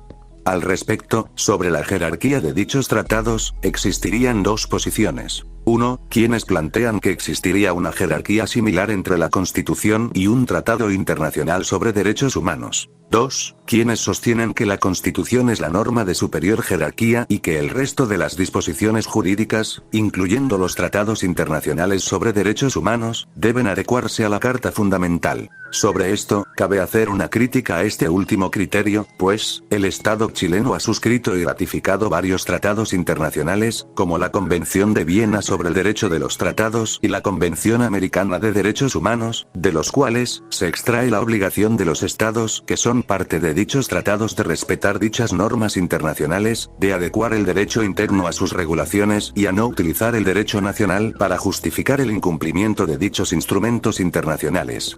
Dichas interpretaciones, que se enmarcan en el término de control de convencionalidad, sostendrían que el derecho interno, incluyendo la Constitución, debe adecuarse a la Convención Americana de Derechos Humanos, al resto de normativa del derecho internacional de los derechos humanos y, en definitiva, a la jurisprudencia de la Corte Interamericana de Derechos Humanos.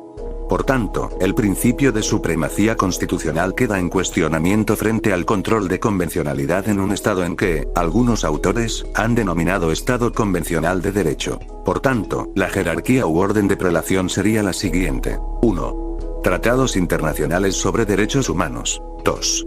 Constitución. A leyes interpretativas de la Constitución. 3. Leyes y tratados internacionales que regulan materias de ley. A leyes orgánicas constitucionales. B. Leyes de quórum calificado. C. Leyes ordinarias. 4. Reglamentos en sentido amplio y autos acordados. Evolución política constitucional de Chile de 1976 a 2005. Inicio y establecimiento del régimen autoritario militar. Junta de Gobierno asume como poder ejecutivo, legislativo y constituyente. Integrado por los comandantes las fuerzas y el director general de Carabineros. Se consolida el régimen mediante la eliminación de enemigos políticos a través de las policías secretas, la TINA y el NI. El control político y liberal del gobierno permite establecer cambios profundos en las estructuras económicas y sociales sin contrapeso. Consolidación del neoliberalismo apoyado por la derecha chilena y los Chicago Boys. Comisión de Estudios para la Nueva Constitución. Ideas básicas del gobierno militar según Pinochet en su memorándum que debían inspirar a la comisión. La tarea de las Fuerzas Armadas de garantizar la supervivencia del Estado y los principios básicos de la institucionalidad. Sistema presidencial chileno fuerte dotado de amplias facultades. Proscripción legal de la difusión y acción de doctrinas, grupos y personas de inspiración totalitaria. Sistemas electorales que impidan el monopolio del poder. Modificación en la composición del futuro Parlamento, incluyendo una cuota de legisladores por derecho propio o por designación. Profesionalización de la administración pública. Preservación de la autonomía de los cuerpos intermedios. Bases de una estructura económico-social que refuercen la libertad, la libre iniciativa económica y el derecho de propiedad privada. Redacción del anteproyecto de la Constitución de 1980. La Comisión presenta un informe con las ideas básicas y un anteproyecto recogiendo las ideas esbozadas por el memorándum enviado por el general Pinochet. El anteproyecto se envía al Consejo de Estado presidido por el expresidente Jorge Alessandri para que realice observaciones. Donde se hizo un llamado a la ciudadanía para presentar observaciones y sugerencias. El proyecto del Consejo de Estado genera las normas que rigen un período transitorio de 5 años, desde el momento de la aprobación del texto hasta su plena vigencia. El proyecto definitivo aprobado contenía 120 artículos y 29 disposiciones transitorias que regulan un período de transición de 8 años hacia la plena vigencia del orden constitucional plebiscito del 11 de septiembre de 1980. Se habilita para sufragar a los chilenos mayores de 18 años y los extranjeros mayores de dicha edad con residencia legal en Chile. La opción era votar sí o no respecto de la integridad del texto permanente de la Constitución. El período de transición y el mantenimiento del presidente de la República y la Junta de Gobierno por 9 años más. Ausencia de libertad de expresión, con los partidos políticos disueltos, sin registros electorales, sin apoderados en las mesas receptoras de sufragios y sin tribunal que pudiera pronunciarse sobre la legitimidad y legalidad del acto plebiscitario. Voto en blanco. Debían contabilizarse a favor de la alternativa de aprobación del texto propuesto por la Junta de Gobierno. Sí. 412, 10, 67 y el 65,71% de los sufragios emitidos, a los cuales debe agregarse 83.812 votos en blanco con 1,33% de los sufragios. No. 189, 34, 20 y 30,19% de los sufragios. Legitimidad del plebiscito. Exautoridades y personalidades públicas como el expresidente del Senado, Patricio Aylwin, reclamaron al Colegio Escrutador Nacional por la falta de transparencia del escrutinio. Posibilidad de que las personas podían votar en dos o más mesas. La falta de garantías distorsionaba el resultado electoral del plebiscito. El Colegio Escrutador Nacional sostuvo que no tenía competencia para pronunciarse en materia de calificación del plebiscito, sino solo para realizar el escrutinio nacional. A pesar de ello mostró apoyo por el plebiscito.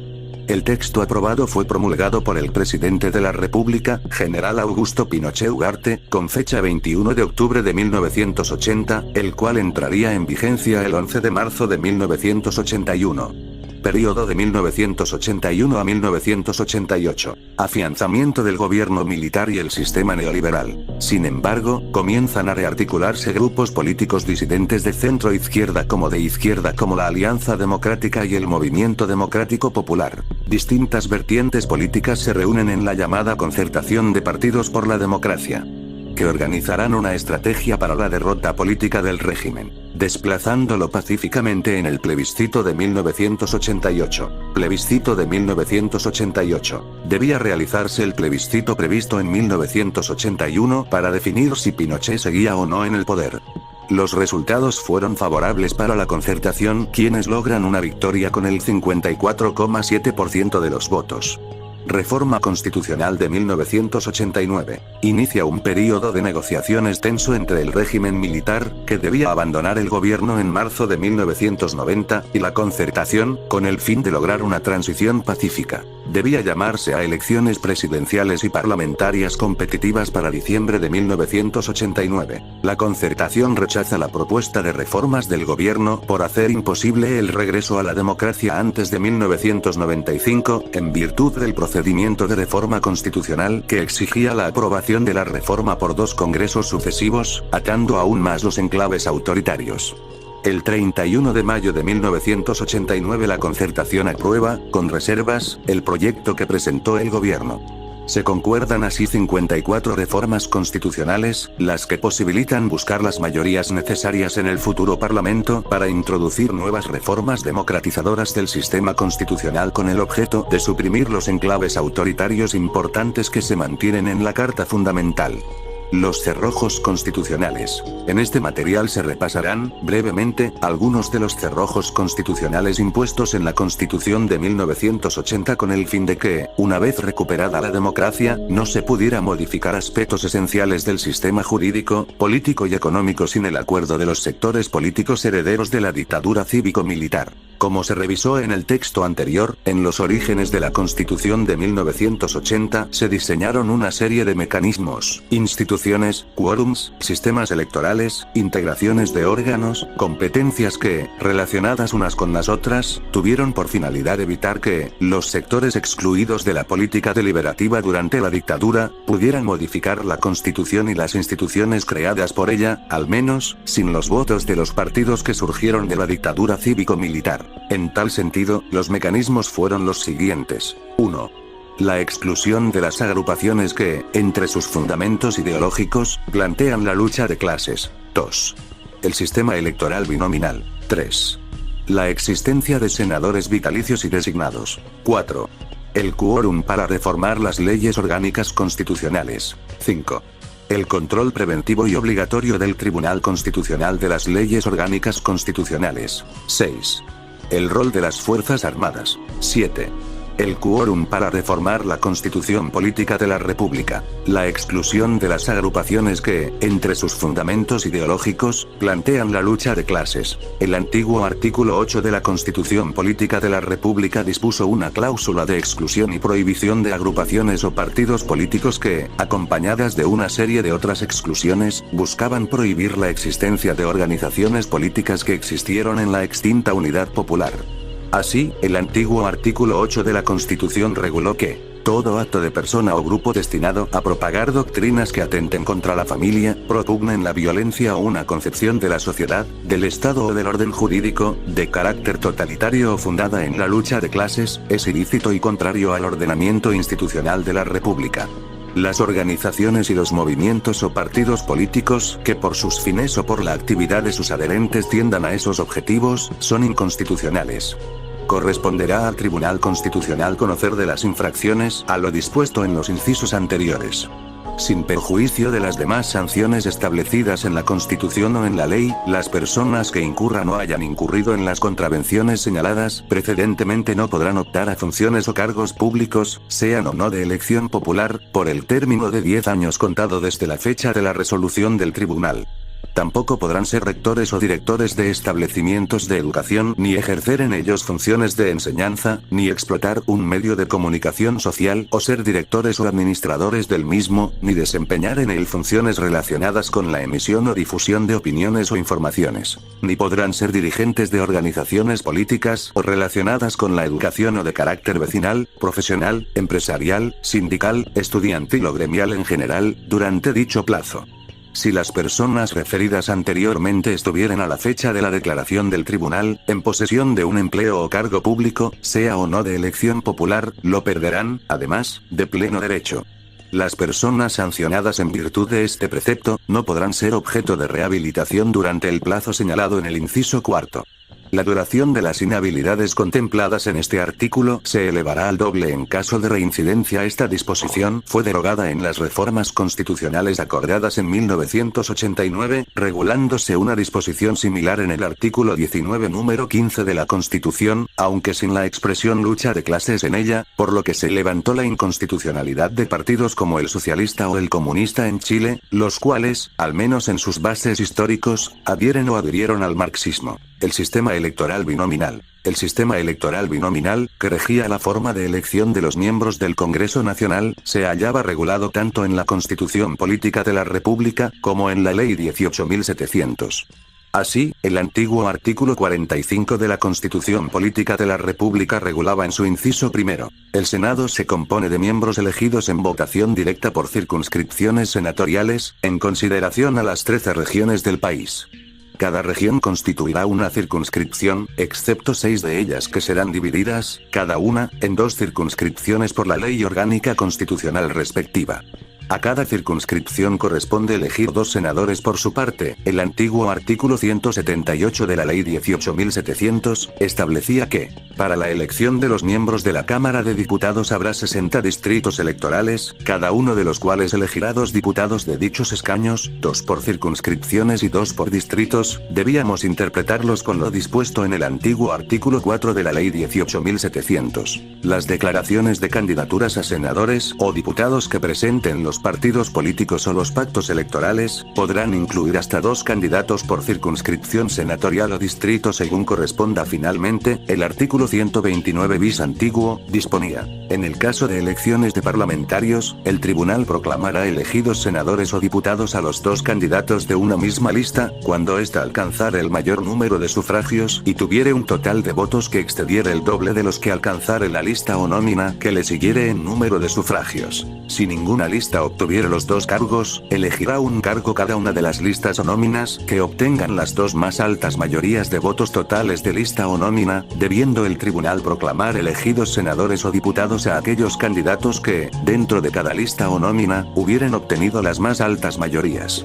Si el segundo cargo por llenar correspondiere con igual derecho a 2 o más listas o nóminas, el tribunal proclamará electo al candidato que hubiere reunido mayor cantidad de preferencias individuales. En caso de empate entre candidatos de una misma lista o entre candidatos de distintas listas o nóminas, que a su vez estuviesen empatadas, el tribunal procederá, en audiencia pública, a efectuar un sorteo entre ellos, y proclamará electo al que salga favorecido. El sistema binominal existió en Chile hasta el año 2015, año en que se aprobó la ley número 20.840, que estableció un sistema electoral de carácter proporcional y que rige hasta el día de hoy. Los senadores designados y vitalicios. La Constitución Política de la República también contemplaba en su artículo 45 los denominados senadores designados y vitalicios, quienes asumían como senadores de la República por haber ejercido ciertos cargos públicos o por designación de ciertos órganos del Estado. Por tanto, sus designaciones carecían de origen democrático. El artículo 45 inciso 3 de la Constitución establecía que el Senado estará integrado también por a. Los expresidentes de la República que hayan desempeñado el cargo durante 6 años en forma continua, salvo que hubiese tenido lugar lo previsto en el inciso tercero del número 1 o del artículo 49 de esta Constitución. Estos senadores lo serán por derecho propio y con carácter vitalicio, sin perjuicio de que les sean aplicables las incompatibilidades, incapacidades y causales de cesación en el cargo contempladas en los artículos 55, 56 y 57 de esta Constitución. B. 2 exministros de la Corte Suprema, elegidos por esta en votaciones sucesivas, que hayan desempeñado el cargo a lo menos por 2 años continuos. C. Un excontralor general de la República, que haya desempeñado el cargo a lo menos por 2 años continuos, elegido también por la Corte Suprema. D. Un excomandante en jefe del Ejército, uno de la Armada, otro de la Fuerza Aérea, y un exgeneral director de Carabineros, que hayan desempeñado el cargo a lo menos por 2 años, elegidos por el Consejo de Seguridad Nacional. E. Un exrector de universidad estatal o reconocida por el Estado, que haya desempeñado el cargo por un período no inferior a 2 años continuos, designado por el Presidente de la República, y F. Un exministro de Estado, que haya ejercido el cargo por más de 2 años continuos, en períodos presidenciales anteriores a aquel en el cual se realiza el nombramiento, designado también por el Presidente de la República. Cabe destacar que los senadores designados y vitalicios fueron eliminados en el año 2005, debido a la Ley de Reforma Constitucional número 20.500, pues, los partidos de derecha accedieron a su derogación al correr el riesgo que, en su mayoría, ahora fuesen senadores parte o cercanos a la Concertación de Partidos por la Democracia, ATRIA, tras 3 gobiernos continuos de dicho conglomerado, Aylwin en 1990, Frey en 1994 y Lagos en el 2000, el quórum para reformar las leyes orgánicas constitucionales.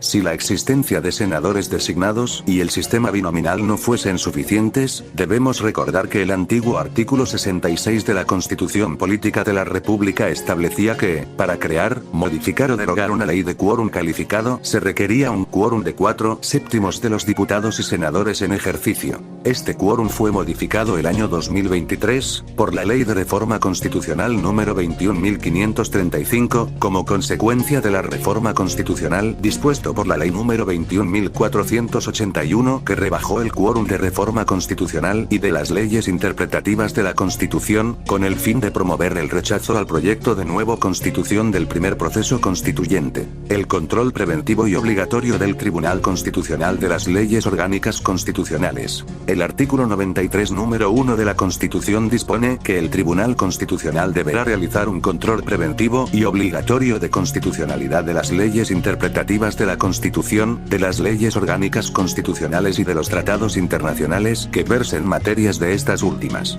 Hasta antes de la Ley de Reforma Constitucional número 20.500 del año 2005, el Tribunal Constitucional se integraba de la siguiente forma por 1. 3 ministros de la Corte Suprema, elegidos por esta, por mayoría absoluta, en votaciones sucesivas y secretas. 2. Un abogado designado por el Presidente de la República. 3. 2 abogados elegidos por el Consejo de Seguridad Nacional. 4. Un abogado elegido por el Senado, por mayoría absoluta de los senadores en ejercicio. Cabe destacar que, durante la dictadura cívico-militar, la Corte Suprema fue servil a los intereses del régimen. Si a los 3 miembros de la Corte Suprema, cuyos miembros fueron nombrados por la dictadura en las décadas de 1970-1980, sumamos a los 2 miembros elegidos por el COSENA, podemos concluir que el Tribunal Constitucional estuvo fuertemente marcado por dichas tendencias. En la actualidad, el Tribunal Constitucional se integra por 10 ministros, de los cuales, 3 son designados por el Presidente de la República, 4 por el Congreso Nacional y 3 por la Corte Suprema. Por tanto, hasta el año 2017-2021, el Tribunal Constitucional estuvo integrado bajo influencia del sistema binominal. Esta disposición se mantiene vigente. Rol de las Fuerzas Armadas para resguardar la democracia protegida. Hasta antes de la Ley de Reforma Constitucional número 20.500, el Consejo de Seguridad Nacional estaba integrado por 1. El Presidente de la República, quien lo preside. 2.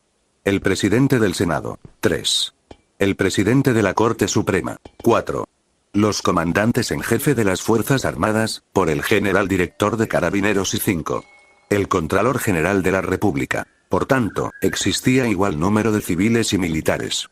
Sin embargo, debe tenerse presente el rol de la Corte Suprema y del Contralor General de la República, los cuales habían sido designados por la dictadura cívico-militar en las décadas de 1970 y 1980. El Consejo de Seguridad Nacional tenía por función: a. Asesorar al presidente de la República en cualquier materia vinculada a la seguridad nacional en que éste lo solicite. B. Hacer presente, al presidente de la República, al Congreso Nacional o al Tribunal Constitucional, su opinión frente a algún hecho, acto o materia que, a su juicio, atente gravemente en contra de las bases de la institucionalidad o pueda comprometer la seguridad nacional. C. Informar, previamente, respecto de las materias a que se refiere el número 13 del artículo 60. D. Recabar de las autoridades y funcionarios de la Administración todos los antecedentes relacionados con la seguridad exterior e interior del Estado.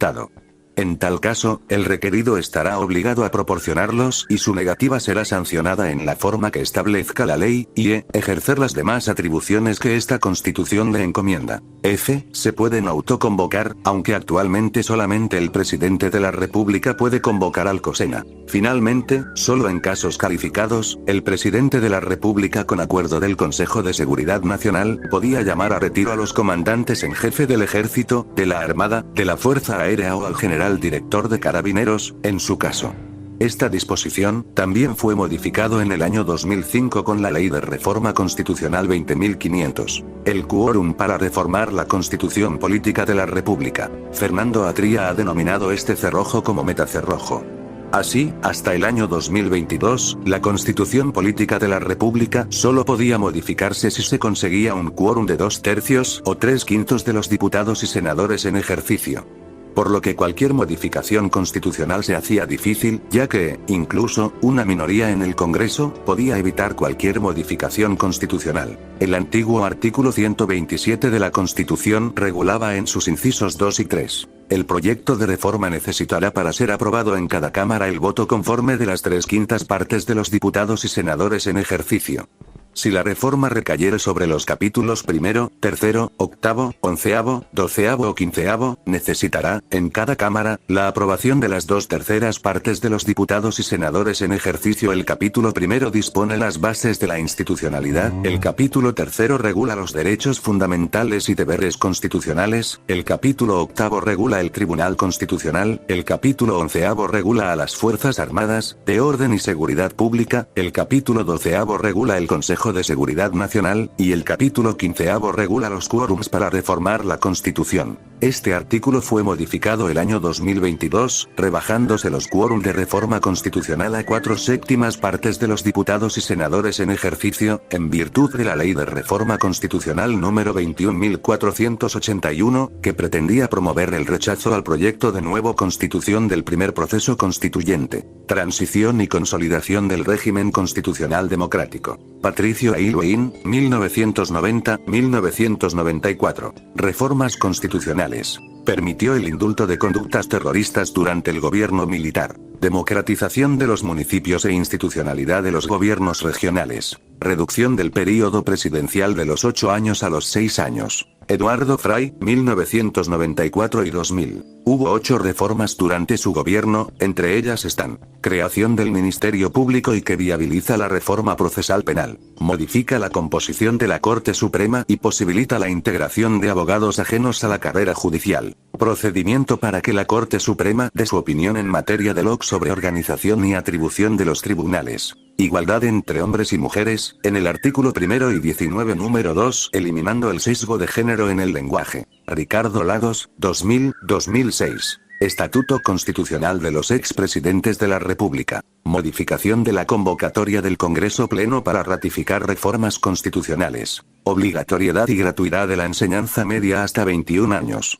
Culminó en 2005 y con el Acuerdo Básico sobre cómo se ejerce el poder en el marco de la Constitución, ayudando a mantener un sistema democrático y pluralista, donde hay elecciones libres y diferentes opiniones, con un rol protagónico del presidente. Enclaves autoritarios que se lograron eliminar con la reforma de 2005. Los enclaves autoritarios son disposiciones y estructuras que limitan la plena democracia y mantienen un control significativo por parte de las Fuerzas Armadas y otros actores conservadores en el sistema sistema político. Restablece una clara subordinación de las Fuerzas Armadas al presidente de la República, el que puede destituir y cambiar a sus comandantes en jefe. Se elimina el rol político institucional del Consejo de Seguridad Nacional como parte del poder tutelador del gobierno. Se eliminan los senadores designados y se establece la electividad completa del Senado. Se modifica profundamente la composición del Tribunal Constitucional y se fortalecen sus competencias. Simplificación del procedimiento de reforma constitucional. Se fortalece constitucionalmente el control parlamentario del gobierno mediante la constitucionalización de comisiones investigadoras e interpelaciones parlamentarias. Se perfecciona el sistema de integración del derecho convencional internacional al derecho interno. Se desarrollan modificaciones a los estados de excepción constitucional, disminuyendo los derechos que pueden ser afectados. Constitución. Capítulo primero. Bases de la institucionalidad. Artículo 1. Las personas nacen libres e iguales en dignidad y derechos. La familia es el núcleo fundamental de la sociedad. El Estado reconoce y ampara a los grupos intermedios a través de los cuales se organiza y estructura la sociedad, y les garantiza la adecuada autonomía para cumplir sus únicos propios fines específicos. El Estado está al servicio de la persona humana y su finalidad es promover el bien común, para lo cual debe contribuir a crear las condiciones sociales que permitan a todos y a cada uno de los integrantes de la comunidad nacional su mayor realización espiritual y material posible, con pleno respeto a los derechos y garantías que esta Constitución establece. Es deber del Estado resguardar la seguridad nacional, dar protección a la población y a la familia, propender al fortalecimiento de esta, promover la integración armónica de todos los sectores de la nación, y asegurar el derecho de las personas a participar con igualdad de oportunidades en la vida nacional. Artículo 2. Son emblemas nacionales la bandera nacional, el escudo de armas de la República y el himno nacional. Artículo 3. El Estado de Chile es unitario. La administración del Estado será funcional y territorialmente descentralizada, o desconcentrada en su caso, de conformidad a la ley. Los órganos del Estado promoverán el fortalecimiento de la regionalización del país y el desarrollo equitativo y solidario entre las regiones, provincias y comunas del territorio nacional. Artículo 4. Chile es una república democrática. Artículo 5. La soberanía reside esencialmente en la nación. Su ejercicio se realiza por el pueblo a través del plebiscito y de elecciones periódicas y, también, por las autoridades que esta Constitución establece. Ningún sector del pueblo ni individuo alguno puede atribuirse su ejercicio. El ejercicio de la soberanía reconoce como limitación el respeto a los derechos esenciales que emanan de la naturaleza humana. Es deber de los órganos del Estado respetar y promover tales derechos, garantizados por esta Constitución, así como por los tratados internacionales ratificados por Chile y que se encuentren vigentes. Artículo 6. Los órganos del Estado deben someter su acción a la Constitución y a las normas dictadas conforme a ella, y garantizar el orden institucional de la República. Los preceptos de esta Constitución obligan tanto a los titulares o integrantes de dichos órganos como a toda persona, institución o grupo. La infracción de esta norma generará las responsabilidades y sanciones que determine la ley. Artículo 7. Los órganos del Estado actúan válidamente previa investidura regular de sus integrantes, dentro de su competencia y en la forma que prescriba la ley. Ninguna magistratura, ninguna persona ni grupo de personas pueden atribuirse, ni aun a pretexto de circunstancias extraordinarias, otra autoridad o derechos que los que expresamente se les hayan conferido en virtud de la Constitución o las leyes. Todo acto en contravención a este artículo es nulo y originará las responsabilidades y sanciones que la ley señale. Artículo 8. El ejercicio de las funciones públicas obliga a sus titulares a dar estricto cumplimiento al principio de probidad en todas sus actuaciones. Son públicos los actos y resoluciones de los órganos del Estado, así como sus fundamentos y los procedimientos que utilicen.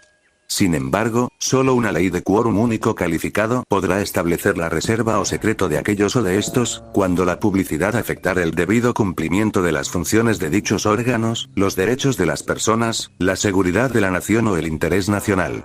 El presidente de la República, los ministros de Estado, los diputados y senadores, y las demás autoridades y funcionarios que una ley orgánica constitucional señale, deberán declarar sus intereses y patrimonio en forma pública. Dicha ley determinará los casos y las condiciones en que esas autoridades delegarán a terceros la administración de aquellos bienes y obligaciones que supongan conflicto de interés en el ejercicio de su función pública.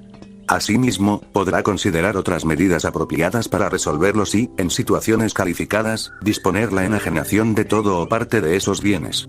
Artículo 9o. El terrorismo, en cualquiera de sus formas, es por esencia contrario a los derechos humanos.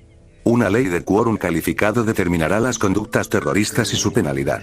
Los responsables de estos delitos quedarán inhabilitados por el plazo de 15 años para ejercer funciones o cargos públicos, sean o no de elección popular, o de rector o director de establecimiento de educación, o para ejercer en ellos funciones de enseñanza, para explotar un medio de comunicación social o ser director administrador del mismo, o para desempeñar en él funciones relacionadas con la emisión o difusión de opiniones o informaciones. Ni podrá ser dirigentes de organizaciones políticas o relacionadas con la educación o de carácter vecinal, profesional, empresarial, sindical, estudiantil o gremial en general, durante dicho plazo.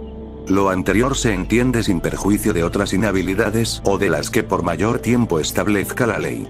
Los delitos a que se refiere el inciso anterior serán único considerados siempre comunes y no políticos para todos los efectos legales, y no procederá respecto de ellos el indulto particular, salvo para conmutar la pena de muerte por la de presidio perpetuo. Capítulo 2. Nacionalidad y ciudadanía. Artículo 10. Son chilenos. 1. Los nacidos en el territorio de Chile, con excepción de los hijos de extranjeros que se encuentren en Chile en servicio de su gobierno, y de los hijos de extranjeros transeúntes, todos los que, sin embargo, podrán optar por la nacionalidad chilena. 2. Los hijos de padre o madre chilenos, nacidos en territorio extranjero.